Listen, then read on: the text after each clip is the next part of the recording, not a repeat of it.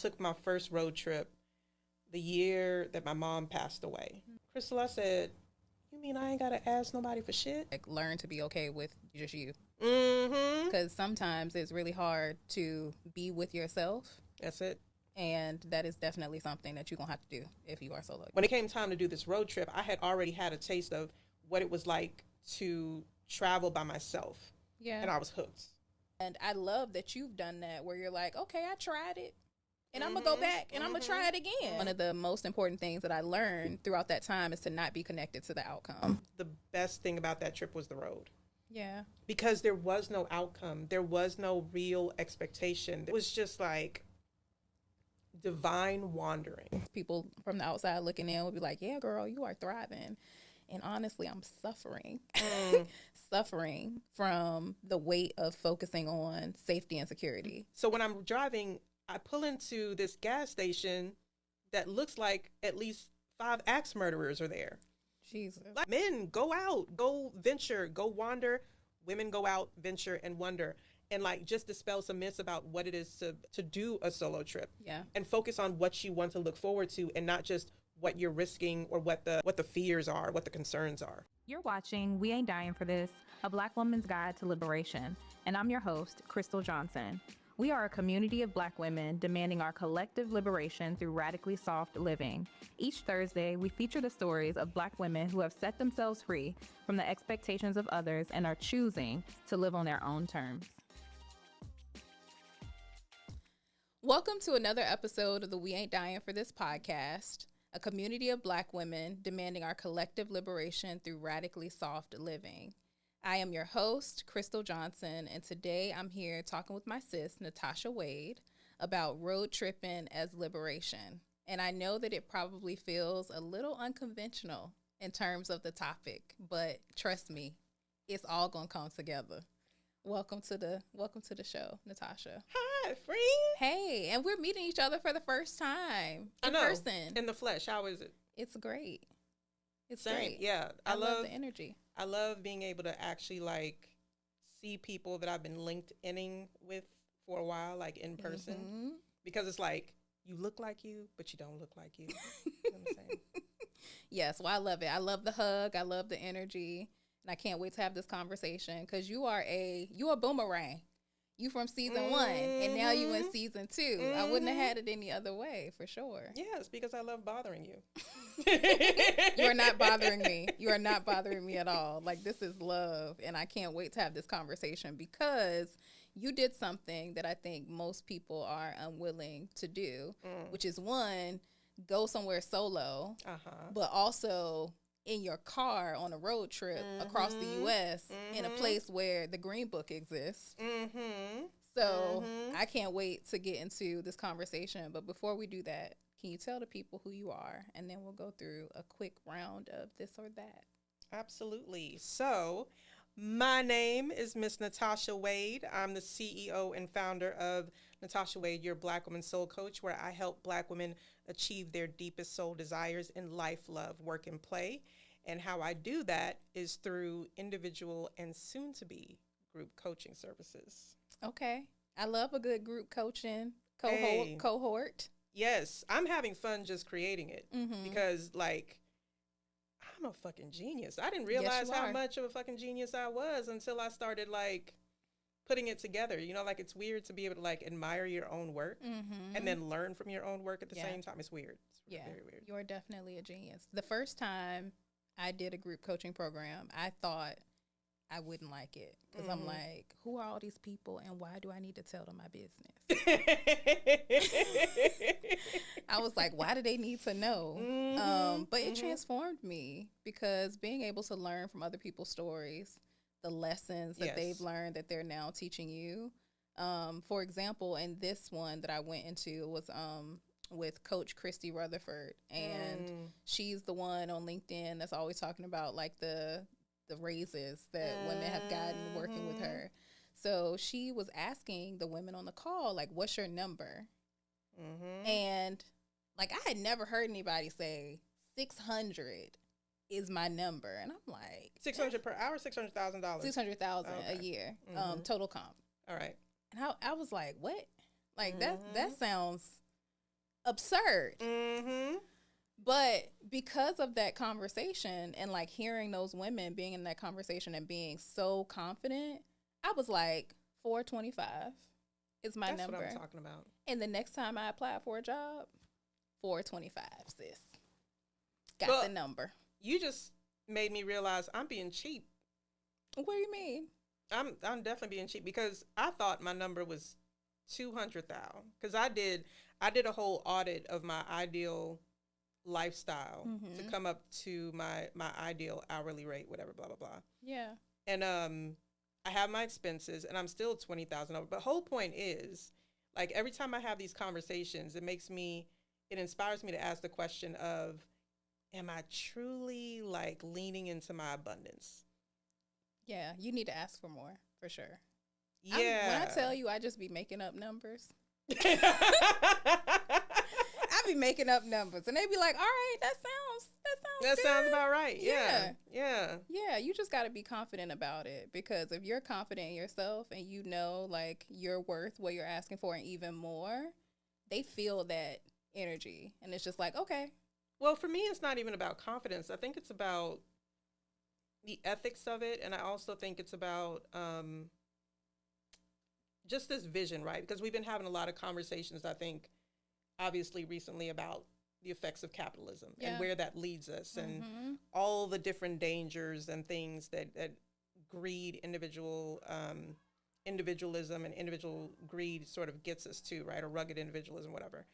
And I think, to keep myself out of that trap of not going the Jeff Bezos route, but at the same time, like, owning my abundance and owning the riches that are supposed to come to me. Yeah. So it's always like sort of like a weird kind of fine line to walk. Yeah. I think. I'm gonna hold your hand when I say this to you. Oh shit.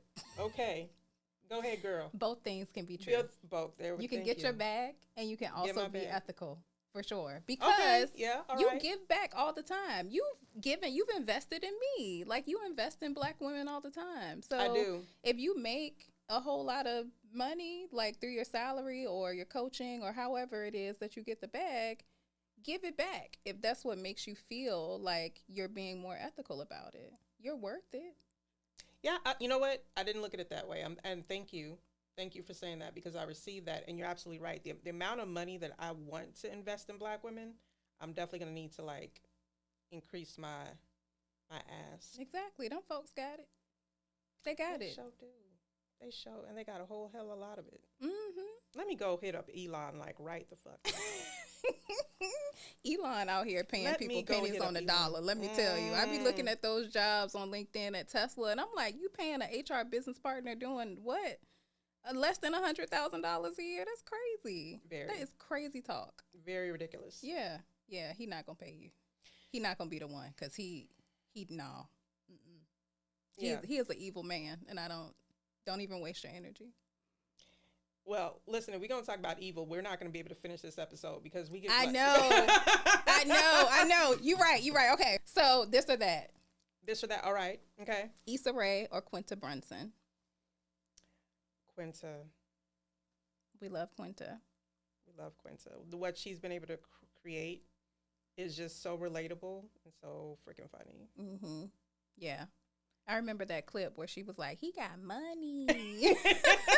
You know, the funny thing is, I didn't even, like, really see that clip until she, like, really blew up. Yeah. I couldn't fully appreciate it in the moment. Mm-hmm. But now, when you see it, you're like... Now when I see it, I'm like, yes. Yeah.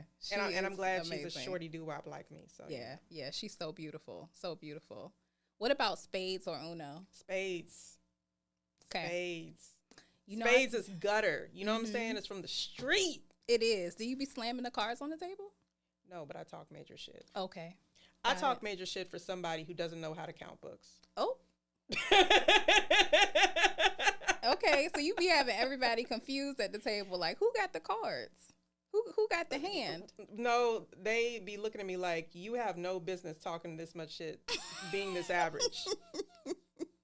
But that's my superpower. It's what I do. You know what I'm saying? Yeah. I elaborate. I embellish. It is what it is. Mm-hmm. You be bluffing. And people be scared across the table. That's, accurate. Okay.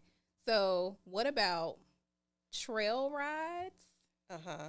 or electric slide? That's a hard one. I think I'm going to do trail rides. Yeah. In Texas. Yeah, that part. Or just even the South in general. I feel like Black people have really been, I don't know if we've been doing trail rides this whole time, but they just became very popular where I've seen them like over the last several months. And I'm just like, I just love Black people. It's the rhythm. It's the swag. It's just the movement. I'm just like, okay. Well, you know, the funny thing is I've never done one, and now I feel like I need to put that on my bucket list. Or my bucket list, you know what I'm saying? We should. Yeah. We should. I will dance. And I don't normally dance. So you're going to come back in March for rodeo? Maybe. Possibly. She's going to come back in March for rodeo. That's what she said. I'm signing up. Clocker, contract. I'm signing up. All right. Okay. I'm signing up. All right. So I know we don't have a lot of time together. Okay. All right. So let's go ahead and hop into it. Okay. So you went on a trip for your birthday. Yes. That I thought was wildly impressive. Okay. Not only did you drive across the country in your car, you went by yourself. You drove through these spaces that aren't always safe for Black people. And you connected with a lot of the people that you are connected with on LinkedIn in person. So what do you think the lies are that we tell ourselves about solo travel, about going on road trips, about, you know, like meeting people you've never met before? So to clarify, when you say we, you're talking about Black women, right? Black women. Yeah. I think the lies that we tell ourselves are that, number one, that it is so drastically unsafe that it's not worth doing. That the risk is more than the reward. Yeah, it's a good one. That's number one. But number two, I think it's that we always got to go with somebody. We always got to travel with somebody. Like, in order for it to be a good quality trip, you always got to go with a friend. No, you don't. Yeah, you don't. You don't. I remember one of the reasons why I had the courage and I think the desire to even go on this road trip was I took my first road trip the year that my mom passed away for my birthday. And I went to Seattle because a couple of people always kept talking about Seattle. My uncle kept talking about Seattle. One of my best friends at the time talked about Seattle. So Wait, from Texas?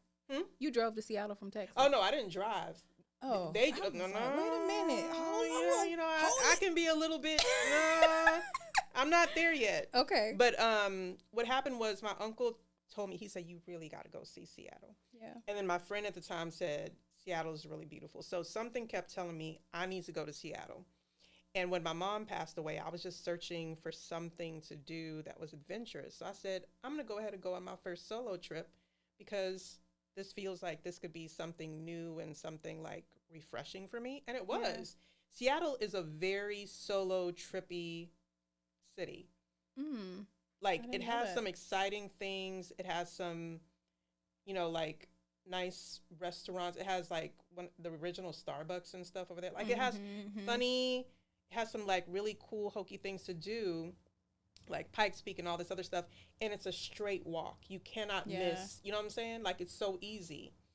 It has character, you know what I'm saying? So when I went to Seattle by myself, Crystle, I said, you mean I ain't got to ask nobody for shit? I ain't got to ask them if they want to go to the museum. Yeah. I ain't got to ask them what time they want to leave the hotel. Yeah. I ain't got to ask them if they're... Also, I remember that saying from our first episode, because that's something you learned from your mom. Like, don't ask nobody for shit. Yeah. Yeah. And except in this context, it was so exciting because, like, there are times where I just want to, like, if you're going on a group trip, there's times where you just want to stay in bed a little bit more. Yes. You don't want to be so agendaed. You don't want to be so structured. You don't want to be so overly engineered that you can't enjoy the trip, right? Or let's just be honest, like, there's some fun in being a little bit selfish, right? Like, there are times where I just want to do whatever I want to do. Yeah. And I got a good taste of that when I went to Seattle. So when it came time to do this road trip, I had already had a taste of what it was like to travel by myself. Yeah. And I was hooked. Yeah. So it sounds like that first trip really transformed like your thoughts around solo travel and like being in these different places and just exploring. Yes. I would agree with that. So I went on my first solo trip this year as well. So I went on a 16-day solo cruise. It was a transatlantic cruise from Rome to Miami. By day 13, I was ready to go. But it was very transformational. And I would say like one of the most important things that I learned throughout that time is to not be connected to the outcome. And to not take myself too seriously. I am a recovering perfectionist, an overachiever. So, you know, on cruises, they always have all these different things that you can do. So I tried like speed puzzles. I did trivia, not going into it knowing I didn't know all the answers. But I'm like, you know, I'm not going to take myself too seriously. I did sushi making. I even painted and did like a ornament painting. And I had so much fun. Like I talked to strangers and I had a really good time. And what I loved about the cruise as the first solo trip is that I didn't have to plan anything. I just got to pick from a schedule, pick from some options, and just move on with that. So being able to do that, I ended up on another solo trip right after that wasn't supposed to be a solo trip. So when I got back from this cruise and I had been, you know, putting myself out there, not taking things too seriously, I went to Mexico for a few days. And usually I'm not comfortable speaking Spanish. And yeah, I only know a little bit of Spanish, but I'm also still not comfortable because I'm like, I don't want to say the wrong thing. Like, what if I say the wrong word? They're going to think I'm stupid. And I felt so comfortable just doing it because I had already been practicing the art of not taking myself too seriously and just doing the thing. And I love that you've done that where you're like, okay, I tried it and I'm gonna go back and I'm gonna try it again for my birthday. And I'm gonna go through all these different states and I'm gonna meet all these people. And I know that first time like just helped you to keep going. Yeah. And I'm so glad you brought up the perfection because I'm also a fellow recovering perfectionist. I think that's also the other myth that we say or that we tell ourselves is that everything has to be planned. Everything has to be engineered. If you're going to take this huge leap, there has to be like this incredible order to it. And that's what I loved about doing this road trip was because everybody keeps asking me like, what was the best city you went to? And they're all beautiful and they all have their distinct character. But honestly, Crystle, the best thing about that trip was the road.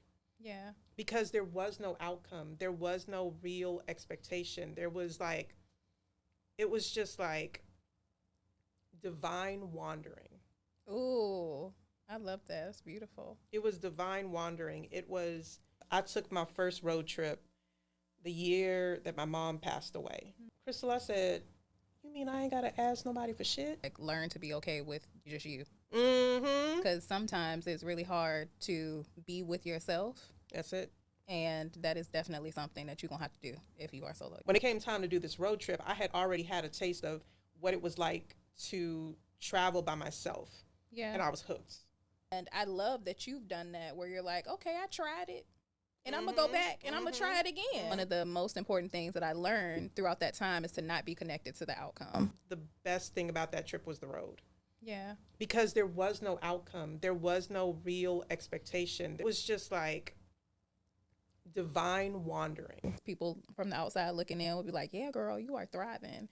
And honestly, I'm suffering. Suffering from the weight of focusing on safety and security. So when I'm driving, I pull into this gas station that looks like at least 5 axe murderers are there. Jesus. Like, men, go out, go venture, go wander. Women go out, venture, and wonder. And like just dispel some myths about what it is to do a solo trip. Yeah. And focus on what you want to look forward to and not just what you're risking or what the fears are, what the concerns are. Me just traveling and meandering and going and like some of the most beautiful sites that I saw. I didn't go to Mississippi, but I passed through Mississippi, and Mississippi has some beautiful landscape. You know what I'm saying? Just the cities I passed through. I had never really been at a truck stop for like an extended period of time, whatever. Yeah. But I stopped by at least 2 or 3. Mm-hmm. At least, yeah, I think it was like 3. Because I just wanted to see like how the different truck stops were designed. You know what I'm saying? So like little surprises like that, I got to indulge in. Yeah, I love that for you, and just the community that you built, like that you strengthened on the trip too, which is really incredible. I finally got to meet Joaquina Reed. Yes, I can't wait to meet her in person. Yeah. Joaquina, girl, are you coming to Houston? Keena is coming to Houston. I'll come through. Keena, if you don't come through, we coming to Baton Rouge and we gonna kidnap your ass. We bringing you to Houston. But Be ready for these hands, Keena. She was the first stop. So just for everybody's like reference, I drove to 6 cities within 2 weeks. I drove from Houston to New Orleans, Louisiana. That's where I met Joaquina Reed. Okay. I went from New Orleans, Louisiana to Montgomery, Alabama. I didn't meet anybody there. Okay. Montgomery, Alabama to Atlanta, Georgia. I met a gaggle of Black women there. Yeah. Atlanta, Georgia to Charlotte, North Carolina. I met my bestie over there. Charlotte, North Carolina to Myrtle Beach, South Carolina. Almost forgot that one. Was by myself. And then I did Charleston. Oh, I love Charleston, South Carolina. And I might be mixing up. No, I didn't mix it up. I absolutely did Charlotte, North Carolina to Myrtle Beach, and then to Charleston, South Carolina. And Charleston, South Carolina was really like, that wasn't even supposed to be on the trip. Spirit just said go, and I went. Yeah. That speaks to what you said about it not having to be perfectly planned out. Just do the thing that feels good. Yeah. And, and that was, one of the intended purposes of this trip was for me to totally absorb Black history. And so one of the things that inspired Charleston was when I went to Montgomery, Alabama, and I went to the Legacy Museums. Charleston, South Carolina was one of the ports that had the largest number of enslaved Africans that passed through. And so I said, I gotta go to Charleston. Yeah. I gotta go feel the ancestors over there. I gotta go meet them. And I met them. I love that for you. I love that for you, that you were able to absorb Black history. You were able to have the road to yourself, like be still. And then you were also able to connect with all of these souls that you've been connected with online. Well, not even just online. Beautiful. So these were some of these folks were people that I work with through my W-2 job, who will not be named. Okay. Some of these folks were people, not just work with, but these are considered like co-friends, right? Like you have people that you work with, but they're really like, they're also friends, right? I feel that. There are people that are friends, like they've, maybe we don't work together anymore. Maybe we never work together anymore, but they've always been connected to me in some way. Then Joaquina Reed was LinkedIn. So it was like a mixture of people. It was people that I've worked with, or there are people that are friends, that I may be connected with through jobs or whatever. And then there are people that I met through LinkedIn. And honestly, there are like a lot of people that I deepened my relationship with just being on the road. Yeah. So because they were checking on me, they were like, Tasha, you haven't died yet, right? You haven't gotten murdered yet, right? You're still with us? And I'm like, yeah, I'm still here. Yeah. I mean, and we'll talk about some of the funny, scary, interesting moments when we get there. But yeah, there are a lot of people that were they were watching my back. Yeah. Well, tell us about the funny, scary moments. We want to know. Oh, shit. Well, let me tell you. So Joaquina had insisted, and I'm glad she did, but Joaquina insisted that when I was in New Orleans, Louisiana, that I go check out the drumming circle, right? Now, here's where I was very regimented. I meant to leave New Orleans, Louisiana at a certain time because, mind you, I was also working full time pretty much for at least a good part of this trip because I wanted to take advantage of the work from home. I also wanted to, I just didn't want to waste my PTO. I wanted to use some of that PTO to be by myself when I came back and to recover. So anyway, I had Natasha like naps, y'all. Goddamn right, I love naps. Exactly. I have a bedtime at 6. Try to stay very, very loyal to it. But anyway, I was supposed to leave New Orleans, Louisiana at a certain time because it was supposed to be like a 5-hour drive or something to Montgomery. So I had to leave there by a certain time to be able to book a hotel. Because remember, I was booking hotels kind of as I was going along, right? Like I wasn't booking hotels beforehand because I knew that if I had gotten held behind or something like that, that it would be a waste of time or a waste of a night or something like that, right? Yeah. So I kind of booked it as I went along. So I was trying to coordinate as best I can. Anyway, I was supposed to leave New Orleans at a certain time, but Keena was like, Tasha, you cannot leave here unless you go to the drumming circle. She was absolutely right. That drumming circle, that if I would have left New Orleans, Louisiana and just did the drumming circle, it would have been worth it. Yeah. Tell us about the drumming circle. I don't know what that is. So there is I can't remember exactly what the place is called, but there's like a traditional kind of like ancestral space where enslaved Africans and please historians, feel free to correct me but it's basically on sacred land, like indigenous people gathered there, enslaved Africans gathered there, and so ancestors are like there. You know what I'm saying? In this like sacred ground. And so people come to this place to gather and drum in a circle. They have like these different drums, African drums. I don't know where, like some people might, take drums from different other type of cultures, whatever, but they all gather together and they drum together and they dance together. And there's an elder that actually does like a libation ceremony to like honor the ancestors. Chills. There's prayer. There's it's just so rich. And so when they started drumming and they started dancing, I found my body just kind of involuntarily moving because it was just, you can feel it. You can feel the energy. It is so rich. There's like statues. There's like, like different kind of monuments around, like honoring the history of the space. It's beautiful. It's beautiful to witness. So I did that from like 3 to something, whatever. And again, because I love my naps, I hadn't had a chance to nap. So, Crystle, I'm struggling. By the time I leave that place to try to do this 5-hour drive to Montgomery, Alabama, I'm struggling. I'm falling asleep. I'm like hopped up on energy drinks. And at some point, so I had to keep pulling over to like just get my body going and wake up. So when I'm driving, I pull into this gas station that looks like at least 5 axe murderers are there. Jesus. Like there's no lights. I'm trying to figure out if this place works. You know what I'm saying?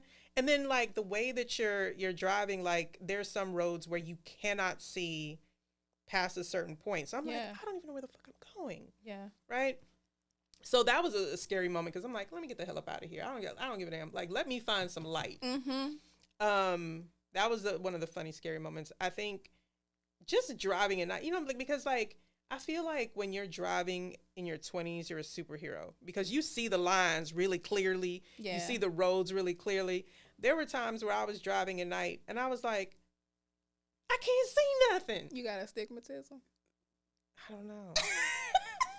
I don't know. But what I do know is that I couldn't see nothing. And I had a friend that was like, and so I said, you know what? I'm fixing to check into a hotel because I can't see shit. Because he called me, whatever, to check on me. He was like, you good? And I was like, it's goddamn dark out here. He's like, my ninja, it's 8 o'clock at night. I was like, it looks like it's 3 a.m. Yeah. And get the hell up out of here. So I checked into a hotel, whatever, and everything was fine. But that's where I learned my boundary. That's where I learned my, my parameters, because I recognize that I can't habitually drive at 9 something at night because country roads are different. Yeah, they're not they like Houston. They're very different. So I said, I'm going to go to a safe space like around 5 or 6 before it gets really dark. Yeah. I'm glad you did. Mm-hmm. Glad you are here to tell the story. There you go. Mm-hmm. And then, there's also people that just drive nutty. I think there was a time when I was driving back and somebody had apparently abandoned their car in the middle of a lane. And like, if I wasn't paying attention, I would have just drove right into it. Into it. Yeah. Wow. How do you feel like this experience transformed you? I think it helped me to learn to slow down. Literally and figuratively. Because the interesting thing was that I just savored everything. I was like a little kid. I wanted to do everything, like just the simple things, like, like going to the gas station and hunting for airheads and popcorn and, like childhood snacks and stuff, which, by the way, if you really want to understand the quality of a convenience store or gas station, check to see if they have old school airheads. The bars, not this new school airhead minis or whatever the fuck they doing. Oh, that's how you do need the bars. You also need Boston baked beans. Yeah. I love those. They're delicious. Also, Chico sticks. You don't like Chico sticks? What? I don't know if you could. I don't know if you could be my road trip partner. Oh dog. my God! We gonna have to be on different roads. Man, I can't even eat popcorn, so I guess I'm really not even. Chips, but I mean, look, like things like that. But like, there were just times where I just wanted to do everything. Like I was just like, let me go over here. When I went to New Orleans, Louisiana. Like, Kina told me about another place. There is a Black woman that owns a place that what is that sweet, that dessert that they sell famously in New Orleans? See, I'm already forgetting some. Nope. It's the other one. Pralines. There we go. There's she sells these wonderful, delectable pralines. I went ahead and got that. I didn't care how long the line was. Yeah, I just enjoyed wondering and wandering and trying new things on the fly, meeting new people. There were tour guides that I got to meet. Charleston was very interesting, like to go through Charleston and to know that people are haunted by the relics of slavery. Like there were times where the Black tour guide was, guiding us through, and he pointed to something that looked like a bench. He said, "You know what that is?" It's like, "No, what is a bench?" And they're like, "No, it's a slave auction block." I was like, "Oh man." Yeah. Wow. Like in plain sight, you know what I'm saying? And I thought about like what that does to the collective Black psyche over there. Like even if somebody wanted to argue that, no, it's not, blah, blah, blah. Just the idea that we have to constantly think about what are the things that were left behind from that period. Yeah. Where were people captured and enslaved and imprisoned? Why do these look like prison bars? I thought about my own city. I thought about these homes that look very Victorian and look like, like slave houses. Yeah. So it taught me to slow down. It taught me to just savor life as much as possible. It taught me to be adventurous. That's it. Yeah, and these are lessons that we need as Black women to be able to really slow down. Because we're always moving a mile a minute. There's always lots of things for us to do, when really what we need to do is really slow down and really rest, think of ourselves. What is it that we want? Who do we want to be? Like those questions are so important. And I've been spending like the last few months really indulging myself in that. It's been transformational. Oh yeah? What did you come up with? What I came up with is like, where do I want to be from? Where do I want to go from here? What are the things I want to focus on? And like, where do I want to be eventually? And there are some conversations that you and I have had that I won't share here.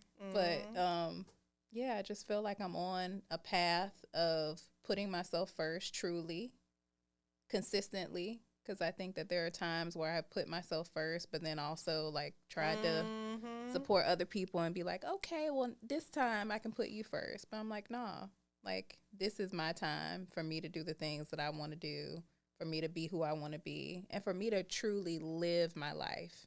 That's it. And I don't think that I've been living to date. I've been existing, thriving. Yes, you know, in the historical sense, people from the outside looking in would be like, "Yeah, girl, you are thriving." And honestly, I'm suffering, suffering from the weight of focusing on safety and security. And those things have been so important. Like they've played a huge role in my life up until this point, but they don't. My fear around not having safety and security doesn't serve me anymore. So I have to make some radical, or I have made some radical decisions, but I have to actually execute on those radical decisions that I've made. Yeah, I think you said so many bars. I think a couple that even resonate with me as I think about safety and security, and even like, what does all that mean when we say safety and security? Because you're never really safe and you're never really secure. I think that I think we've built sort of a faux security. Yep. We have a false sense of security. I mean, there's no real way to understand how life is going to hit you with illness or with unemployment or any number of life's like curveballs can hit at any moment. And I think this paycheck gives us some sort of false sense of everything it will always be all right. Yeah. But that's not true. Yeah. It's not true. Yeah. Well, I'm so proud of you. Thank you. Thank you. I feel really proud too. And I really, like I said, I felt like I came back transformed, a whole nother person. Like there are some projects that I've worked on before I went on those solo trips, and I've watched the videos and I'm like, girl, you are a totally different person today than you were then. And I'm like, okay, now it's time for me to pop out and show, in the words of Kendrick Lamar. As you should. Yes, absolutely. So the last question I want to ask you, well, I have two more questions. Okay. One will be really quick. But right. The first one is, what homework would you give to the Black woman who's listening, who's thinking about going somewhere solo, doing something alone? What advice would you give her? Or what homework would you get? Well, yes, go. But how does she get started? What should be the first thing she does? I think the first thing that makes sense is addressing why she wants to go. Addressing what is she looking forward to, right? What's stopping her from going? Yes. Because I think a lot of times we're in our heads about, and we're making up reasons why we should or should not go. You know, like even married women, I was thinking about this because a couple, like unexpectedly, this question came up of, you know, like, Tasha, do you think that if you were married, do you think that you would have done this road trip, or like what type of conversation do you think you would have had with your husband? I'm like, I pray to God that I marry a man that knows that I need to, number one, be away from him for a little bit. But that it's okay for me to like go away for a bit and have my own adventures. And while we're on this sort of collective journey, I can still have a piece of me. You know what I'm saying? But anyway, I say all that to say that, you know, it also came up again in another conversation with a friend of mine. And she was like, you know, I would like to do something like that. I think I'm going to talk about it with my husband. And so just like rethinking who even a solo trip is for. It's not just for single unattached women or people. You know what I'm saying? Like, men, go out, go venture, go wander. Women, go out, venture, and wonder. And like just dispel some myths about what it is to do a solo trip. Yeah. And focus on what you want to look forward to, and not just what you're risking or what the fears are, what the concerns are. Yeah, totally. And I would also recommend as homework, like, learn to be okay with just you.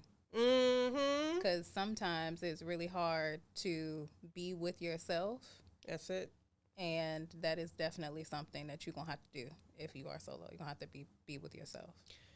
Well, so then here's the bonus. I would say try taking yourself on a date. A solo date. A solo date. Just go to the movies by yourself. There's some people that struggle with just going to dinner by themselves.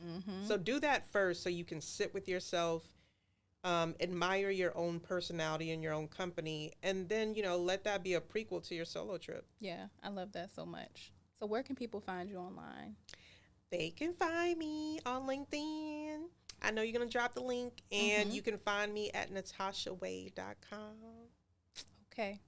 Well, I have really enjoyed this conversation. Me too. You have inspired me to do more solo stuff and also share more about my experiences being solo, because those are topics that people want to learn about. They are inspired by, and hopefully it will get them to do something different, just like your married friend who is now exploring that with her husband. So thank you for sharing your story. And thank you to everyone who is listening in to this episode, and we'll see you next time. Thank you for watching this week's episode of We Ain't Dying for This, a Black woman's guide to liberation. Catch up on previous episodes on the Living Corporate Network and on YouTube. You're also invited to join our exclusive community for access to early episode releases, exclusive content, live events, and more.